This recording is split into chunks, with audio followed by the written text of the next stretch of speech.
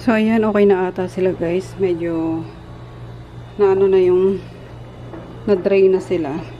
Ayan, transfer na natin sa mga container. Ito lang, ang ginagamit ko yung sa mga ice cream. So, ayan. Pero pang ano eh, may label na eh. Ayan, leg, wings. Ito, wala. Yan. Tapos, ito, bala ko, yung dalawa is ibabad ko na sa suka. Parang daing. Ayan, babad ko na sa suka. Pero, pag-apatin ko. Tama ba? Pag-apatin pa. Hindi, pag-dalawain lang pala.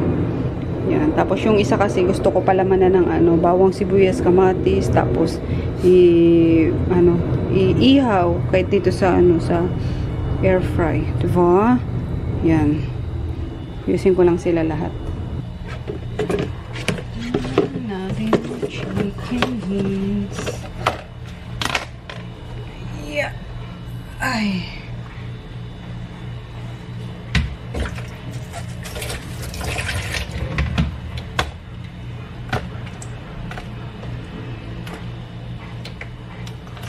Kasi na siguro kayo dyan ng leg. Share na lang kayo ng room.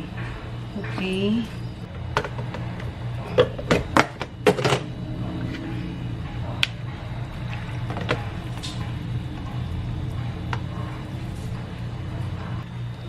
Dito ka. Ay, kabayo. Sana magkasya ka. Ayusin na lang kita. Oy, kabayo. So, ayan. Dahil di na magkakasya sa freezer, guys. Sabi ko, di ako magluluto, diba? Ayan. Pero lutuin ko na yung swordfish. Ayan. Kasi the more na tumatagal to, the more na sumasarap. Ayan. Since marami pa akong kalamansi, sa kalamansi ko siya ipapaksiw. So, yan na sa ilalim niyan is talong. 2 pirasong talong. Yung tira pa dyan sa ref. Tapos, sinunod ko na layer is yung fish na. And then, yung ricado. Bawang sibuyas, kamatis, then luya, tapos cracked pepper, black pepper, and then laurel, then salt, then Ajinomoto. Tapos ito na yung ano, kalamansi. Yan. Kasi paano na siya, pahinog na siya. Kaysa mabulok, sabi ko gamitin ko na. So yan ang pang-aasim natin sa kanya. Yan. Tapos lalagyan ko pa to ng pechay. Kasi gusto ko maraming gulay sa isda. Ayan, lagyan din natin siya ng water para yun ang pinakasabaw niya. Konti lang. Para may pang-steam lang sa kanya. Pangkulo. Yan. Then, salang na natin. Tapos, pagkulo niya, tatap ko na yung meron pa din palang ano dyan guys, sili. Kinutkot pa talaga yun. Kaya yung mga dried na sili na, nilagay ko na para pampaanghang na rin. Then, tatap ko mamaya yung pechay Tagalog, tapos yung siling haba. Tingnan natin mamaya ang finished product. Ibabad na rin natin guys yung bangus. Yan. So, yan na yung maraming bawang, tapos cracked pepper, then ano nga ito? Mushroom powder, pero pwede rin betchin, tapos salt, and then of course ang suka natin. So, yan. Pagsasama-samahin lang natin sila. O, diba? Parang palengke serye itong ano natin. Palengke, from palengke. Tapos, paano natin niligpit yung mga pinamili. And then, paano nagluto. Gusto nyo yun? Mga ganang, ano.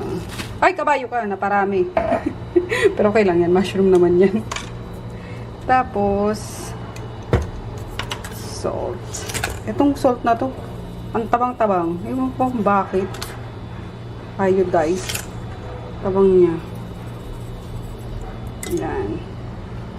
Then, bango ng ano ha. Gustong gusto ko talaga yung ganitong pepper guys. Yung crack lang siya. Kaysa sa powder. Then, suka. Yan. Okay na siguro yan. Yan ako na lang siya. Babalik-balik ta rin ko na lang siya. Yan, marami naman.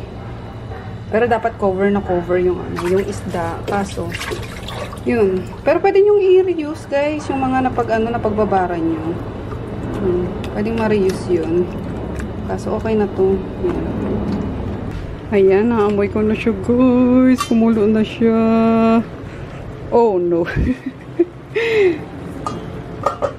Foggy, foggy, foggy. Ayan. O, diba? Tikman muna natin siya. Kung tama na yung asim tsaka yung alat na nilagay natin sa kanya. Sobrang bilis lang nito maluto.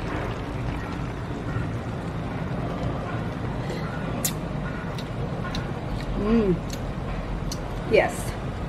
Yes, yes, yes. Saktong-sakto yung asim. Tsaka yung alat. So, ilagay na natin to. Then, yung pechay. And then, isang ano pa. Isang kulo na lang. Dami na. Ano ba yan? So, ito na guys, ang ating finished product. Ay, kabayo ka. Ayan.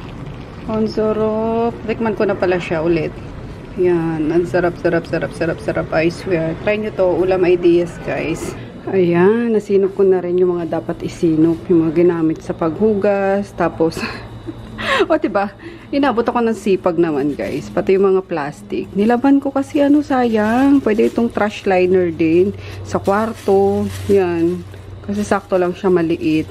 So, hinugasan ko lang siya netong ano, antibacterial soap. So, maganda pala to kasi hindi siya ano, natatanggal talaga yung lansa. So, hindi na nga ako nag-gloves eh. Hinugasan ko yung mga ano, mga isda. So, wala nang amoy lansa yung kamay ko. So, yan, pinapaturo ko lang siya dyan bago ko ilabas. Sinipag ang lola niya masyado. So, ano, kain na ba tayo, guys? Tagal mo ano, magising ni Daddy. Si Chris pala, nasa taas.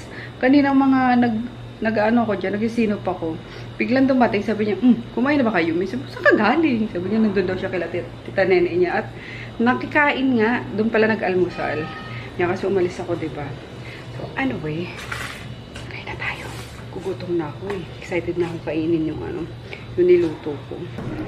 Hindi ko na talaga kaya. Natatakam na ako, guys. Kaya mauna na akong kakain.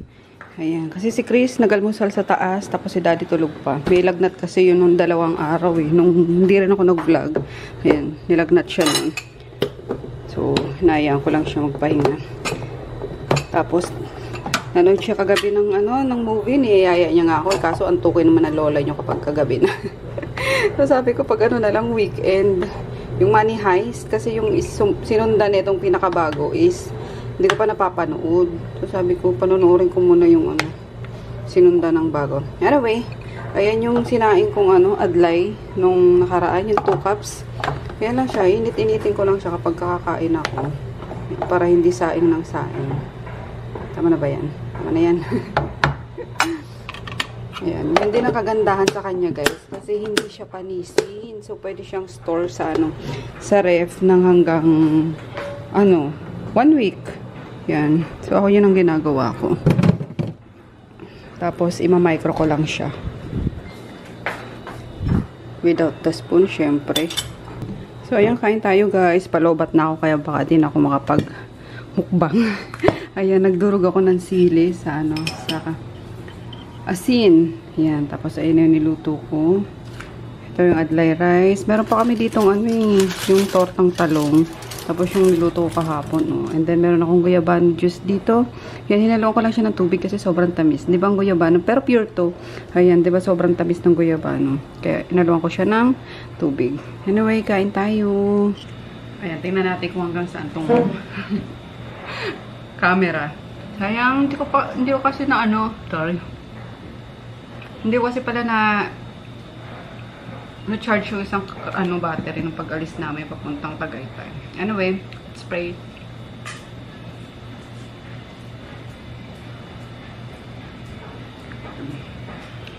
So, kain. Ay, mas gusto ko kayong kasama sa pagkain kasi yung dalawa. Si Chris, sobrang tahimik. Pag kumakain, mas gusto niya actually mapag-isa. So, hinahayaan ko na lang. Pero minsan, nagdedemand ako na sumabay ka, sabay mo kami sa pagkain. Yan. Tapos si Daddy maano sa isda. Diba? Pili lang yung kinakain niya. So, solo lang tayo. Kasama ko kayo. Sarap. Alam niyo ba, kapag nag-edit ako na ganitong ano, may kainan portion sa vlog ko. Ala, napapalunok din ang lola niyo, guys. Diba? Kahit ako eh. Papalunok din ako eh. Lalaway din ako. Hmm. Harap. Yung ulam kasi nila nandun pa. Iniihaw pa. So sila magtatay na lang yung magsabay kumain.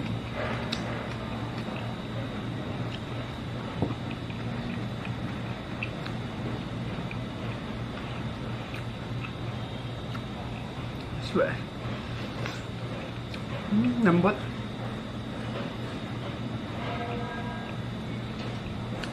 Kaso matinik.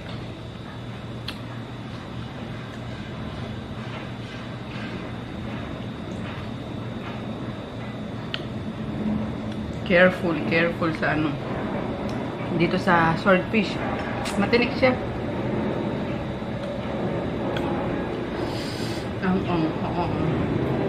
Gravity. Yan. Gustong-gusto dito ni auntie. Bigyan ko siya mamaya.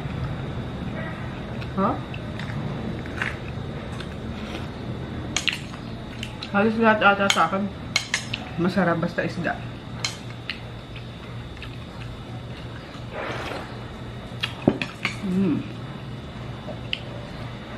Yung talong na ano no, na mash na.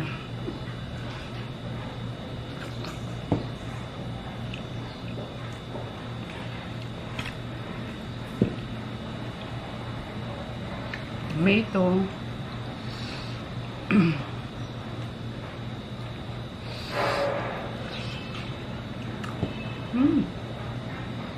Anghang.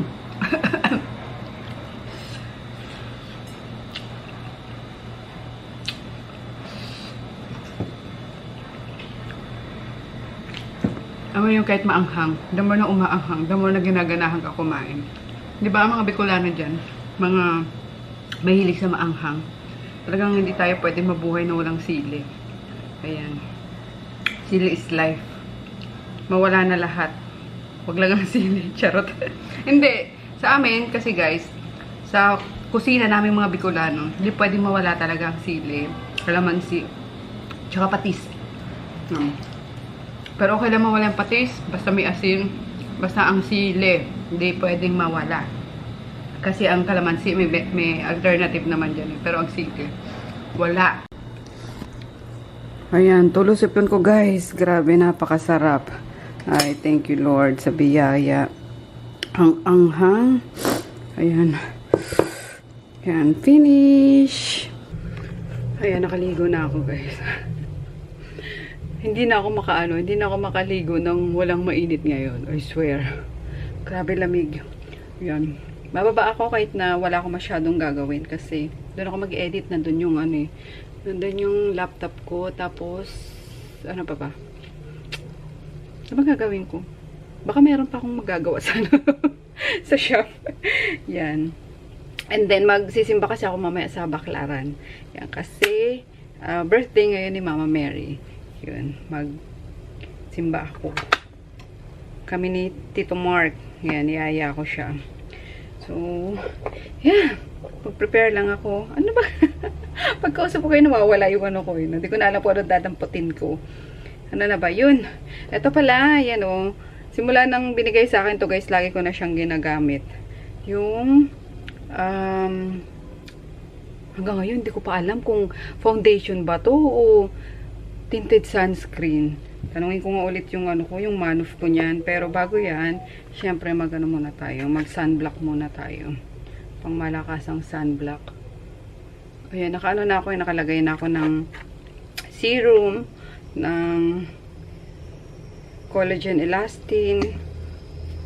Sa araw, marami akong nilalagay sa mukha. Pero sa gabi, konti lang. Ayan, kabadong-kabado si Nene ngayon. Kasi ang dami niyang order. Nakakatuwa. Sabi ko, push, kaya mo yan. Ayan, tulong-tulong na lang tayo. Kaya, kailangan ko na din masundo sila, Papa. Ayun, kasi si Mama is, yun ang tagagawa ni Nene ng ano eh. Shanghai. Yung taga-balot ng Shanghai. Kasi si auntie, isa alis din. Uuwi din yun ngayong December. Kasi 2 years siyang hindi nakauwi eh. So, since uuwi si Japong, may dalang sasakyan. Sabi ko, sumabay na si auntie. Yan. And then, sabi ko nga, pwede siyang magstay doon ng ilang buwan eh. Kaso ayaw naman ni auntie. So, babalik din daw siya. Pagbalik din nila Japong. So, ayan. Thank you guys ay mga nag-order sa inyo sa Shayne's Kitchen. Thank you so much. Maraming salamat. Kabado na yung kapatid ko. Pero sabi ko, kaya mo yan. Tutulungan ka namin. Yan. Isang pump lang kasi a little goes a long way. Yan, pang ano lang ba? Pang pawala lang ng mga sumpa. Although wala naman tayong kasumpa-sumpa. Pero dito sa bandang chin. Yan, dito ako madalas pimpulin talaga. Dahil sa mask siguro, di ba? Yung pa rin yan. Mask ni pa rin. O, ayan siya. Pag na-apply niya na. At mas maganda siya guys kapag nilagyan niya ng powder. Yan. Mas long lasting yung ano niya. And mas matagal siyang mag-stay or matagal kayo mag-oil up. Okay. Pagka nilagyan ng powder.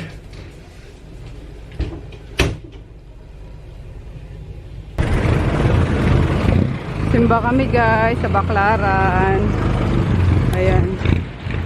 Sama ko si Kuya Peter. Hello po. Ayan. Ayoko sama ni Chris. Niyayaya ako. Naksimba tayo sa Baclaran. Ayoko mi. Tapos dapat si Rico din kasama ko. Kaso hindi pwede yung dalawang angkas. Eh, madami din ginagawa si Rico sa sa shop nila. Artisanian. Dami din nila order. So kami na lang ni Peter. Ayan. Buti kasama ko si Kuya. Dami na akong kasalanan eh. Kaya nagsimba ako. Sisimba daw siya. So dami na siya kasalanan. Tungkod na eh, no? Uy! Ba't ka sumama? Ha? Ba't ka sumama bumaba? Uy! Uy! Uy! Lusot na yung ano mo ah. Oh, let's go na! Let's go na! Dali! Let's go na! Let's go! Naku, yan pa yung isa. Naku! Halika na, dali! Dali! Naku po! Ayun. Lala. May nakabol na naman sila eh. Yan, nakikita naman nila yung daga. Ano? Asan na? Asan yung daga? Asan na? Asan na? Pusa ba? Ay, kabayo ka. O, yan. Matitisod na ako.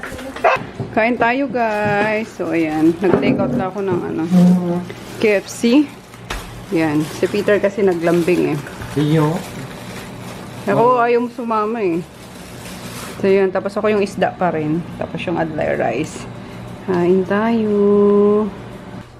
Bumili pala ako ulit nito kanina. Inutos ko lang kay Rico. Yan. Ito yung 3 layers lang. Kagaya ng kay Chris. Kay Chris ata 5 layers yun. So, yan kasi nakita ko nung sa labasan kasi itong namin, di ba? Lagayan ng mga Ricardo. Aba, one time. Nakita ko gantong oras na gabi. Ay, magtatapon ako ng basura. Is may biglang dumadaan na doon na malaking daga. Sabi ko, oh my God! Yung mga yung Ricardo ko, dinadaanan ng malaking daga. As in, literal, yun pala yung kinakahulan nila Groot minsan na dyan sa labas. Kalubo ka diri talaga. Kaya nagpaano talaga ako kanina kay Rico. So, pupilan mo ko nung nagayan nga ng mga Ricardo. Pinasok ko na dito. Kasi doon nilalagay ni auntie eh. So, yun. Kakalokong daga na yun eh. Yung nga yung itlog ko din doon, baka ipasok kasi pwede na yun dito sa next layer. Yan. Kasi wala naman laman. So, dito ko na lang yung itlog. Kasi mamaya, yung itlog naman yung dagain. Doon yan, dumadaan sa sa may malaking, dito sa kabilang bahay actually. Yan dyan. Sa malaking bahay. May na kasi dito yung parang maid's quarter na wala nang laman. Siguro dagaan na yan dyan. Dyan ang gagaling, dyan dumadaan yung umaakit yung mga daga. So yun, kaya lahat ng namin, lahat ng ayun. So yung groceries nga ko na, nilagay ko na sa cabinet para wala nang mga bubwit. Tapos yung mga bigas namin nasa mga container talaga. Yung wala talagang walang dadagain talaga. Yan. Tapos yun, as in wala na akong makita pang dadagain pa rito kasi nabubuisit ako sa mga bubwit eh. Yan, naka-container lahat. Kaloka. Anyway, ayun lang guys. Mag-freshen up na ako. Ayan, nakakatuwa. Ang sarap na, no? Bumalik sa Baclaran Church. Alam mo yung feeling na ano, nandun pa rin talaga. Yung bigla kang kikilabutan, yung may iyak ka. Ganun na ganun yung feeling ko kapag nagsisimba ako dyan sa ano, sa Baclaran. Even sa ano, sa Quiapo Church. Yung, alam niyo naman na, bago pa, naiyak na naman lalo. Bago pa magsimula ang ano, ang RMK is lagi na talaga ako nagdadasal dyan sa ano, sa Baclaran. And nung kasagsagan nga ng ano ng pandemic is sa ano lang ako nagdadasal sa may mini altar ako doon sa ano sa labasan namin sa may azotea. So, yun ang ilalabas ko dito. Yan. Ayun, konting-konting ayos lang guys. Dito sa Baler. Nagiging bahay din naman yung itsura niya kahit papaano. Nag-renta lang tayo. So, yun lang. Good night. See you all tomorrow. Back to work na naman lahat bukas. Kaya kasi ngayon holiday talaga pala lahat. Yan. So, bye! See you tomorrow.